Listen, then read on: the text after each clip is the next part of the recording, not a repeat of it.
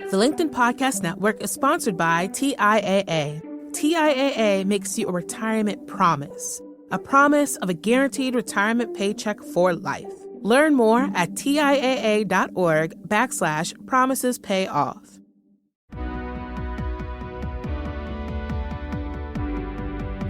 I'm Maura Aarons-Mele, and this is The Anxious Achiever.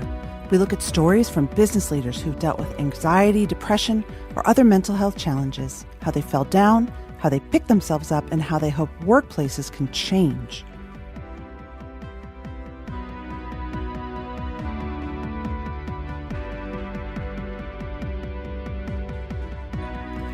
Today's guest reminds us that envy is one of the 7 deadly sins. She calls envy an ugly emotion, but her research also shows just how common an emotion it is in our workplaces. Beyond the workplace, envy is fundamental. Babies feel envy. Dogs feel envy. I mean, just think back to your youth. I bet you can still picture a childhood rival who stirred envious feelings. When I was 5 years old, I stole Barbie accessories from a friend's house at a play date. I put them in my pants leg. So deeply did I covet her toys, and so envious was I of her bounty in life. In this episode, part 2 of our mini-series on envy, we explore the deep psychological and familial roots of envy and how it can cause distraction and rumination to bloom. Envy can cause us to lose focus and to fixate on another person instead of on ourselves and our work. Envy can drive bad decisions, like my 5-year-old larcenous self. And so we'll also talk about how to shift feelings of envying other people to feeling joy at others' accomplishments. Negotiating your relationship with envious feelings is a boundary-setting exercise. It's one of setting your own boundaries. And that can be a simple or a complex process. And so we'll talk about how to draw good boundaries to limit your envious feelings. Because ultimately, when you feel less envy, you become more successful yourself. My guest, Tanya Menon, is Professor of Management and Human Resources at the Fisher College of Business, Ohio State University. She studies how people think about relationships and how this affects the way they make decisions, collaborate, and lead at work.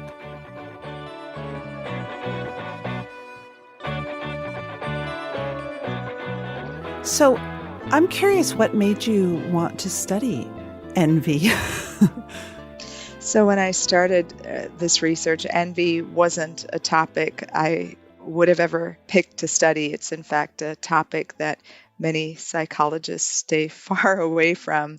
It's fascinating as a topic, but it's one of the 7 deadly sins. It's something that people were studying power, people are studying a lot of other kinds of psychological ideas, but envy had its own special kind of just pain and drama associated with it. And in my research, it actually started my dissertation research, and I was really interested in learning how people in organizations evaluate new ideas, how they create new ideas. And I was doing research with Jeffrey Pfeffer at Stanford, and we were studying people in organizations, and we'd see people actually devalue the ideas of their colleagues. And so when we were observing this, these were ideas that were good ideas, in fact, even ideas that they would grudgingly admit were good ideas. And then they'd find ways to put them down. And so that's kind of what got me interested in this particular topic. But then when I started thinking about it a little bit deeper, I was like, this is a topic that has actually kind of been with me at a personal level because I'm an older sister. And if anybody's an older sibling, one of the things that, and I don't know, maybe it was just in my family, but in a lot of families, what you'll see is people say, well, you're jealous of your sister. It's envy that's there. And so I was thinking about it. I said, maybe this topic was something that I was meant to study just because I'd heard about it and had it put on me even as a little kid. Oh my God. That's really funny because I'm an older sister as well. And I come out of that dynamic of like always competing. And also I always say that I'm obsessed with envy because I went to a really intense all-girls school for high school where envy was sort of the currency. And so yeah, it's plagued me. It's interesting, and I think it's a topic that's so fascinating because it's a family dynamic. Even Mm. before we get into the workplace, your mom and dad is the manager, and you can see all different kinds of behaviors in children when they're little. And as a parent, we give people the kids a way to attribute to it. And my mom tells the story of when my little sister came back and I was 16 months old. Apparently, I turned to another side. And I don't know what I was doing. Maybe I had an itch on that side or something, but she was like that. That kind of was in her mind as something that proved that I had envy towards my sister. But you say envy is an ugly emotion. If it's so ugly, why do we experience it? So this is up for debate. There's a lot of research in psychology and philosophy and other areas where some people say, you know what, there's this thing called benign envy where, you and I might admire all of your achievements and it drives me to emulate whatever it is that you're doing. It's something that seems to me a whole lot more like admiration, but they differentiate between that and malicious envy. And malicious envy is really where you dislike and wish that the other person didn't have whatever it is that they have. So there are ways that people think about it, right? Like, which is that Schoch, who's a German researcher, anthropologist, he says the envious man thinks if a neighbor breaks his leg, he will be able to walk better himself. Hmm. And it's this element of resentment that another person has what they have. And I think that's why people feel envy is something irredeemable, right? And so this idea that the other person shouldn't have it. It's not just that, you know what, they have it. I recognize that. I admire it. I'm working towards it. It's they have it and it upsets me that they have it.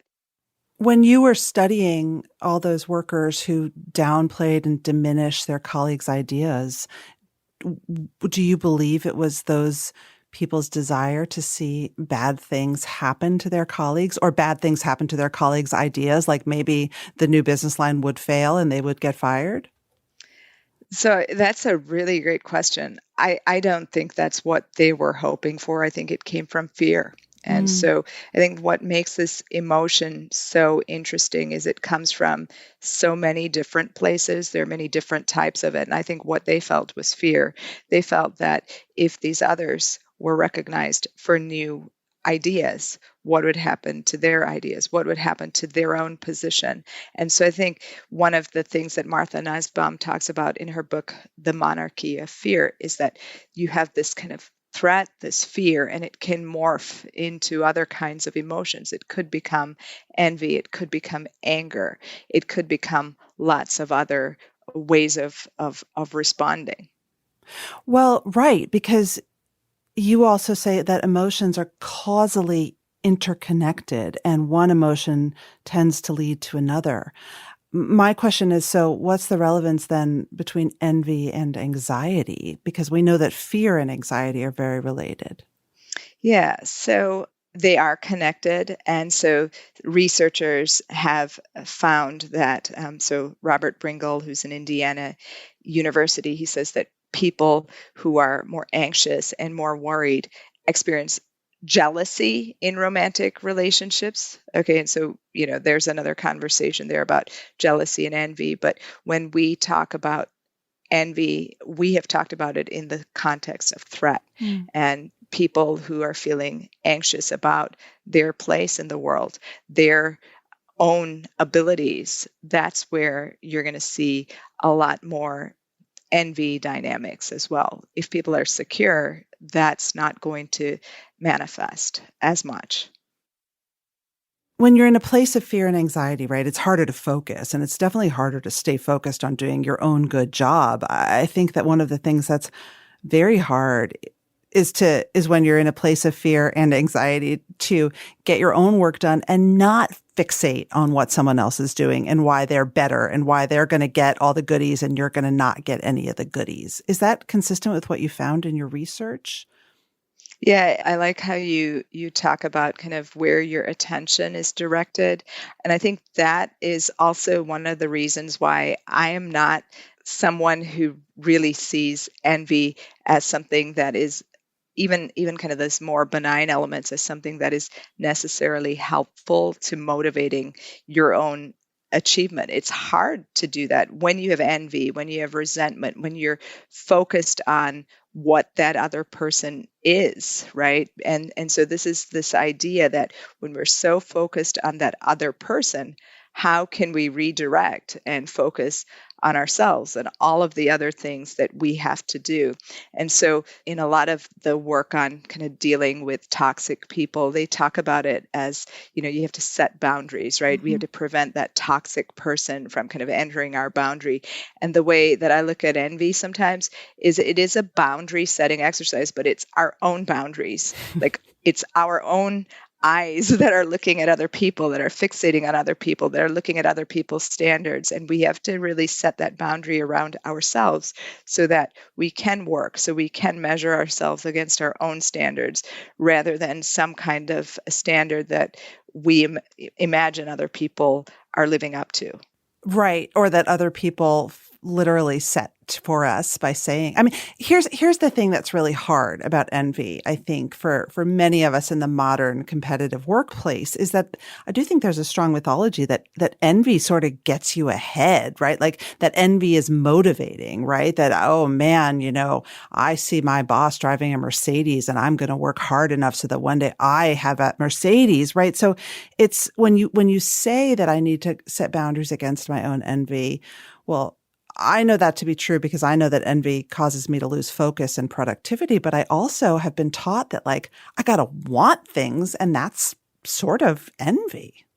Yeah, and I like this idea of this mythology that we're steeped in, because I think it connects with the social and political systems we're a part of. And so Alexis de Tocqueville, he is this French social scientist who decided to wander around the United States. And this was probably around the time of Andrew Jackson. And he was very interested in this place where people were equal. And one of the things he said that comes from equality is if theoretically, we're in a system without caste, without monarchy and nobility and all of that, anybody can get what anybody else can if they work hard enough. And what de Tocqueville observed is, boy, that creates both envy and shame.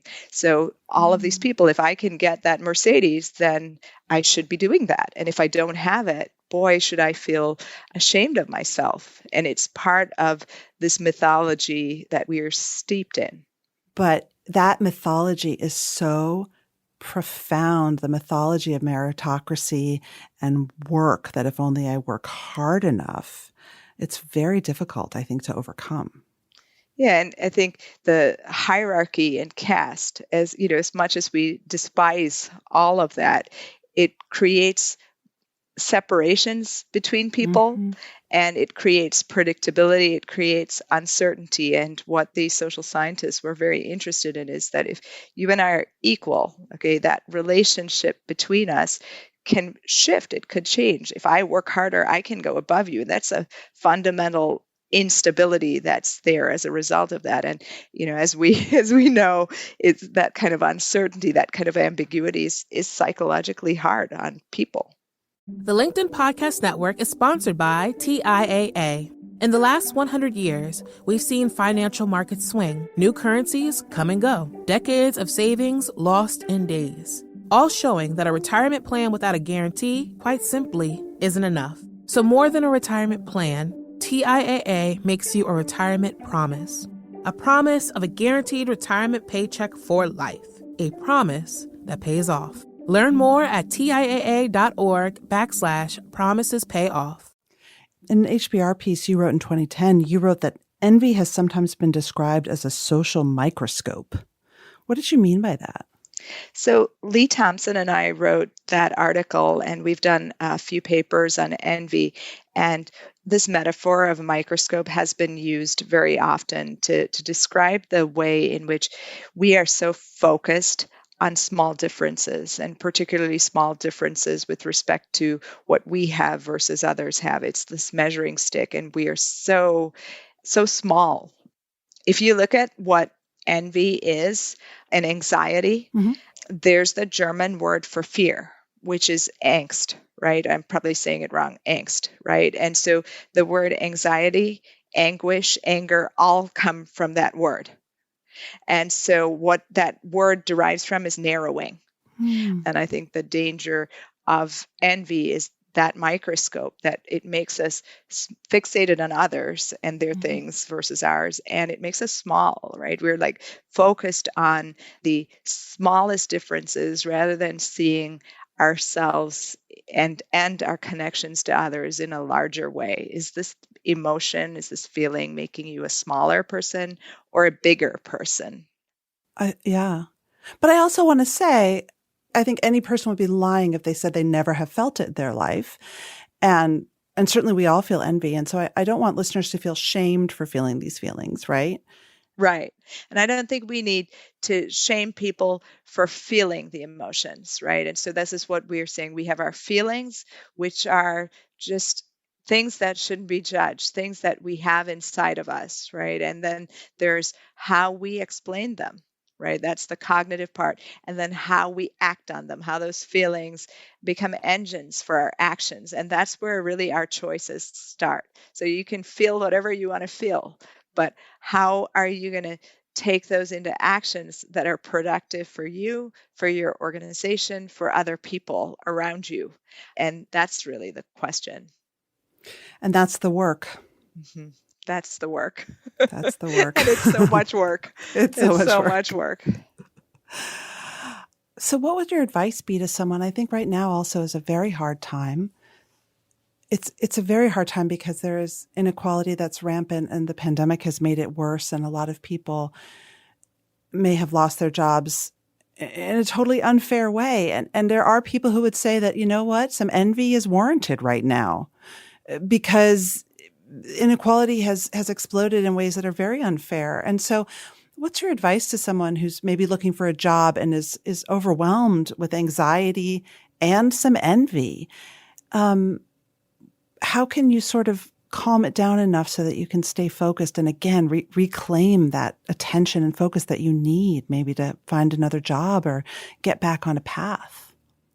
So I think that advice in general with respect to this particular emotion, one of the most important things is that the comparisons we're making are biased and based on a lot of false information. So in the modern world, you have Facebook and we are forced to look at people's really curated images of what foods they're eating, what vacations they're having, and what their kids are up to. And there's not much truth in a lot of those displays. I think what you're saying is we have to recognize sometimes there's unfairness. And I think some people say one of the important parts of envy is that it cues us on to justice, so that when we see something that isn't fair, right, that envy is something that's helpful to us to call that out, right? But I would also question that particular thing, because if we think it's not fair, we get angry more at the system than the people that have it, right? We're focused more on, I could do this. I need to fix the system in some sense. But I think the real thing that we have to do in these kinds of times is to get over the envy in some sense. Like, I love when you feel these kinds of feelings, to surface it, to recognize that you're having it, to respond with a compliment to the other person, to learn from what they're doing. Okay, what is under my control? What can I do to get over this kind of response? And then also remind yourself of the things that you have that give you strength, that give you a space to navigate in the world. It's back to this boundary aspect of envy. We feel envious when somebody's doing something that we want, right? We're kind of getting into, they're in our space. That's how we feel. And so I think it's really kind of ensuring that you have that space and reaffirming that space that you have.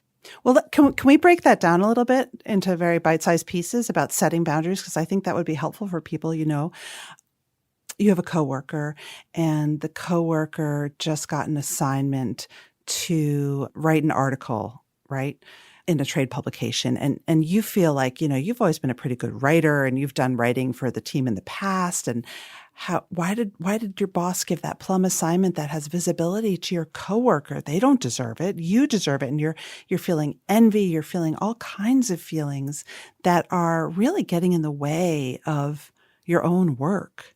What's the first step? How do you start to create the awareness and then the boundaries and then turning this feeling into anything useful, perhaps? Yeah. So I think what ends up happening so often to people is because envy said something so reviled, we don't even experience it as envy. So what Mm. we would do is we'd say that person's article wasn't so good. The boss must have favored that person in some way. The system is corrupt. So we do all kinds of things to derogate that achievement rather than to acknowledge that we're actually envious. And I think this is what makes it so hard for us to learn from envy and turn it into anything productive, because we're so reluctant to just kind of, nobody's going to say, oh yeah, she's a better writer than I am, I got to work harder, I got to, that's what would be productive, but it's so psychologically hard for people to do that. And so I think it does really go back to self-awareness, which is to stop and pause and even write down all of these things, and then even step back, write them down without judgment, right, that you're feeling at this particular moment. And then maybe even think about how a third party might react to what you're feeling, right? Because the other thing about envy is we're really, really good at seeing envy in other people. We're really good at calling it out and saying, oh, that person is definitely displaying envy. So we're good at seeing it in other people. And so really then asking yourself, this is the goal. This is what is important to me. Okay. And so Peter Salovey says, what is important about envy is it clues us into what we think is important in this world. So writing that piece is what's important in this world. Do I first have to understand that I am feeling envy? Because like you said, it is one of the 7 deadly sins. So it's not something that we even want to admit that we feel. Yeah, people, it's often hard to admit that we feel it. I think even labeling it is hard for people. And how do we redirect it into actions and behaviors that are going to get us to the goals that we want? How do we start labeling it? And I don't think it's necessarily labeling it as envy. Envy may be part of what you're feeling. You may be feeling annoyed. You may be feeling scared. There's all different kinds of labels we could put on it. And then just kind of thinking about how we can direct to actions, to behaviors, to strategies that are going to allow us to understand what that boss saw in the writing, what the boss wants, what the boss needs. Maybe there's even collaborations with that other person, a way to learn from that other person. There's so many different possible behavioral strategies that are there. But when we just kind of simply surface what we feel, we can just dismiss that other person. We can just say, geez, they're really not good. The boss is biased. And we actually fail to see all of these other options that would allow us to learn. How do you diagnose for envy on teams? I mean, because it's a dynamic that I'm pretty sure everyone is nodding their head out there thinking, yeah, this has happened. Do managers ever come to you and say, oh my gosh, my team is at war, what's going on? And you diagnose envy? Yeah, so I think one of the things that's really important here is you got to let people compete at the right times. And so, people outdoing each other, people competing with each other, there has to be space created for that. And at the same time, there also has to be space for allowing people to come together again. So Lee Thompson and I, we've talked about this whole process of competing and coming together and doing it in a way that respects the rules of a system. And so the thing, like what you described, is this kind of below the surface, kind of passive aggressive processes that are really violating, and they're going under the surface rather than kind of being part of the organizational behavior that we recognize. Is that the difference between envy and competition? Or just talk about that a little bit. So competition is part of envy. So I'm comparing myself to you. I want to win. But that envy is really around this resentment that we have when we actually recognize that another person is better than us. So some people say that envy is a past tense. We've already recognized that they're above us. And competition is I'm fighting to win. It's a process of me and you trying to outdo each other. And I might not necessarily despise you for winning. But so one of the things that Lee and I have talked about in our work is that we need to create these boundaries that allow people to compete and come together. And so we use the metaphor of sports.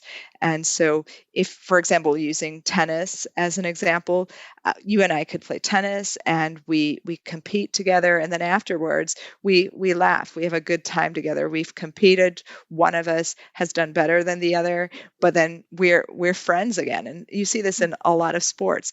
And one of the things that we've observed about that is because there are really clear lines. There's in, there's out, there's lines and rules and ways that we should be working together. And so I think having that clarity in terms of where we can compete, and then when we're off the field, we don't do those kinds of behaviors. I love the idea of the tennis lines, though, because it is so clear. You know, the rules are clear of winning and losing. But one of the things I'm thinking about, because again, the show is about anxiety and mental health challenges, is that when you are anxious or when you're depressed, I think for that matter too, boundaries are less easy. Lines become fuzzy and the rules don't feel relevant. And I'm curious if you've worked with people who are depressed or who are anxious, if you see them feeling more envy or having a more difficult time managing those boundaries. Yeah, I think the characteristic, and I think this is where your question may be heading, is around rumination. Yeah, the stew. It goes back to that microscope. It goes back to fixating and kind of not getting off of the subject. And so what I was just talking about with kind of having these clear lines and boundaries and different ways of acting, the person who is ruminating, they're stuck, they're fixated, they're escalating, they're kind of looking at these small differences and they're getting more and more wound up and emotional about it. And so they haven't left the court. They're still on the court rehashing that fault. Yeah. That foul, that failed serve. Sorry to belabor the metaphor. It's how to get the person to see new options, to see their feelings in different ways, to redirect. Sometimes maybe it's not even a resolvable situation, right? And so maybe that person is just so good. And of course, we don't know how hard they worked. We only see their outcomes. We are not really aware of all of the work they've done as well to get there. Maybe you'll never get there, right? And as painful as that message is, then maybe it's something to be avoided so that you don't sit there, stew, and ruminate.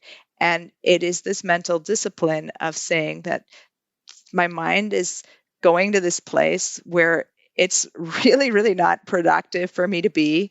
There's a different space that I need to construct for myself, a different conversation that I should be having in my own head. And it doesn't involve that person. It may not even involve that situation. Maybe I'm not going to get that particular article that I really wanted and that my coworker got instead. And so it's really forcing yourself to stop taking yourself to those places that you're stuck in. Well, you know, it's so funny. I was just thinking of an example, and you can tell me if this is right or not, but I'm the member of a professional community that's online of very, very accomplished women. And I've noticed that when I'm feeling fragile, I can't read it because the envy and the guilt and all these feelings and the shame get so intense. Just by seeing someone's innocuous email of, oh, my TED Talk came out today. Can you go watch it? Like that will just send me into, I'll lose the day. And so I just will I'll turn off the list for a day or two. Cause I know that I've learned that it will send me into a bad place and I just avoid it. Yeah. And I think when we look at Facebook, when we look at a lot of the news, they're geared to getting you to react emotionally if you look at a lot of that content, and you're going up and down and you're outraged and feeling a whole range of emotions, including envy, sadness, anger, the whole range of it. And really that question is then, again, why are we getting moved around in these ways externally, like we're being led on a leash? Instead of having control of our own internal compass. And I think it's one of the really difficult parts of what we face in the modern world. So it's not just the workplace. It's these people who have these personal broadcast networks on Facebook or wherever. And I do think practicing some kind of limit on those, or even looking at them through a different lens, saying this is not reality, this is someone's version of reality for the world. Right. Those are really important ways of changing the lenses that we have on all of these comparisons that we're making. So you give people permission to turn off some external triggers if they really need to focus and get work done. Yeah. Part of what envy is kind of you're looking. And so in anthropology, they talk about the evil eye. And it's that eye that kind of looks at others in a malevolent way, in a covetous way. And, if that's what people are feeling when they're looking at Facebook and other things, we have to ask ourselves, is this kind of making me a bigger person? Is this making me a smaller person? What is it causing inside me psychologically? And there's research, I think, and I think some of the most important research on envy is Kristen Neff's work on self-compassion, which is we have to be compassionate to ourselves, and sitting there exposing ourselves to all these people doing better, or better by whatever standard that happens to be active in our minds, right? We need to really be compassionate to ourselves, to where we are, and stop that process if it's too psychologically painful. And that idea of you're exposing yourself to pain. Researchers in Japan have actually found that when people are experiencing envy, the pain centers in their brain go off. And so this is Tamagawa's research. It's brain pain. And so you're exposing yourself to that pain.